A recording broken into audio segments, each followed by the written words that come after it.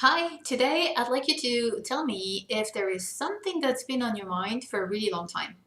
So, for example, have you been thinking of getting a new job for a long time, but yet you're not really taking the steps? Or do you feel like you'd like to be self-employed, but there's just so much that's completely unknown that it's been on your mind for years and years and you haven't taken that step? Or maybe it is about going back to school. Do you think it may be important for your career to go get your doctorate if you don't already have it? And it's also been on your mind, but you're going back and forth. Yes, no, you may need it, maybe you won't. It's a big financial commitment, it's a big time commitment, and there's just reasons to do it, reasons not to do it. So you're stuck in that indecisiveness. Maybe it's about your house. Are you selling your house, buying a new house? Are you moving? Do you want to relocate someplace new? There's those big decisions sometimes that can weigh you down if it's on your mind for a really long time and you don't find yourself in a position where you can really make a decision and stick to it and just move forward. That can be incredibly draining. It can be something that's been on your mind for weeks, for months, for years. I'm not going to say decades because that would be tragic. But you know what I mean. Sometimes there is something that we want to change. There's some discomfort, there's some dissatisfaction, but there isn't enough clarity. So, what happens typically when we find ourselves in that situation is that we wait for clarity, and clarity never comes. We don't have any way to know for sure which job you should go for, which job should you take or not take, which house you should buy or not buy, or anything else in life, really. You will never come to a point where by doing nothing, all the answers will be revealed. It just doesn't work that way. The only way to get your answers is to take some steps. So, regardless what it is that is weighing you down because you've been indecisive for a really long time, you've got to realize that you can only gather so much data from where you are right now. And the only way to gain clarity is to take one step. So, you've got to make a decision that you're going to move forward. And as you take your first step, you're going to learn something, and then you're going to take another step, and then you're going to learn something else. And maybe it's going to be an amazing experience and you will realize this is what you should have been doing all along. Or maybe it's not going to be quite that. But that's helpful too because it shows you this is not the right direction. So that gives you a much stronger indication as to what you should do instead.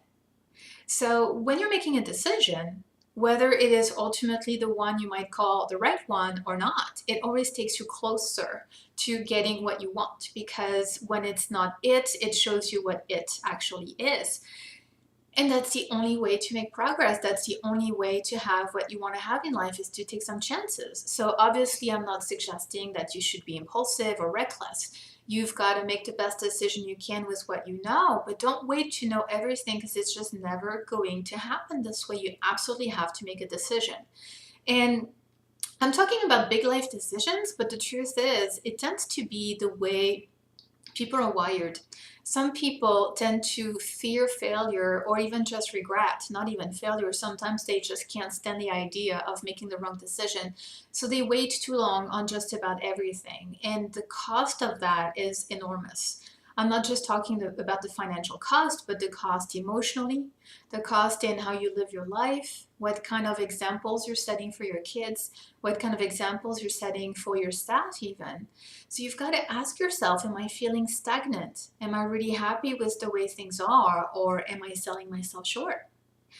And I see this correlated with success too. I hate to say this, but people who are more decisive tend to take action faster. They do more, they accomplish more, they learn more, they grow faster, and they're overall actually happier people because they have built that muscle of not feeling disappointed or not fearing failure. Or I hate that word failure because it's always a lesson, it's never really failure.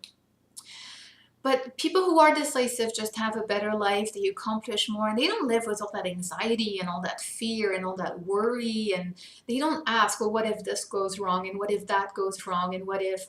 They just try it. And they know that sometimes they'll be right and sometimes they'll be wrong, but they will learn, and that will take them one step closer to what is right for them.